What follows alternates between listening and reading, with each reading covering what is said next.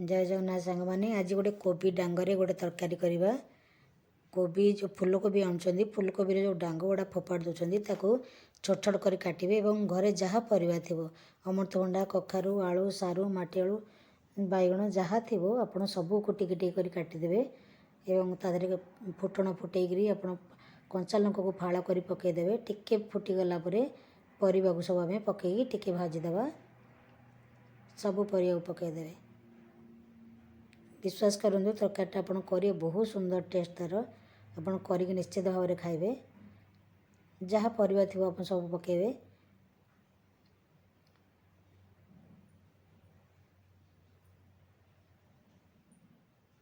लुण टिके पकेबे हल्दी गुंड टिके पकेबे हल्दी गुंड बेसी पकेबे नहीं हल्का पकेबे लंका गुंड टिके पकेबे एवं गोटा पकेबे कौन कहले टमाटो टमाटो केबे भी काटिकी पकेबे नहीं सब गोटा पकेबे टिके कम निआ करदेवे कले कौन हम ना तादेह जो रही आपणकर पानी अंश सब जाक बाहरी आसो।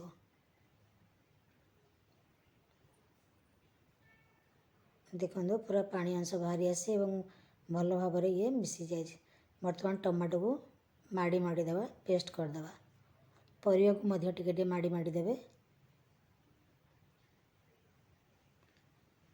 देखो सोरिष बटा मु रखी सोरिष रसुण शुखला लंका टिके जीरा मुझे बाटिकी रखी ताको बर्तमान देदेली टिके हाई फ्लेम कर जेहेतु पानी दौचे टिके हाई फ्लेम करके रखा टे घाटी घाटी दबा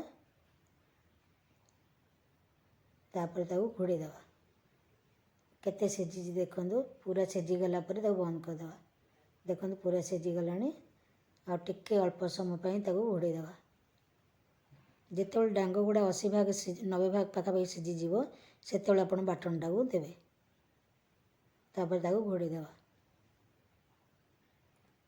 5 मिनट पर घोड़ाटा काढ़ा कालापर देखो पूरा परफेक्ट तरकारीटा हो सारी आदि बेसी पानी रहेनी टिके हल्का झोलिया झोलिया रहिले भल लगे यही भाव में रहिबो बेसी पानी नहीं कसिला टाइप हम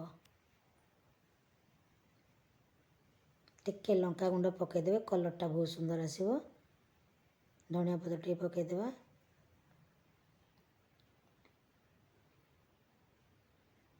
गोटे घाटी घाटी देगी सर्व करवा। बर्तमान पूरा प्रस्तुत हो जाए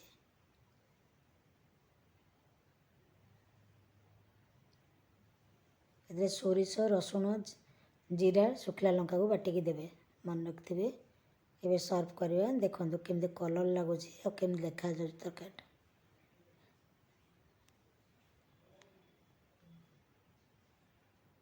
बहुत सुंदर लगुच कलर आपण मैंने करी खाइबे और कमेंट माध्यम जनइबे। Thank you.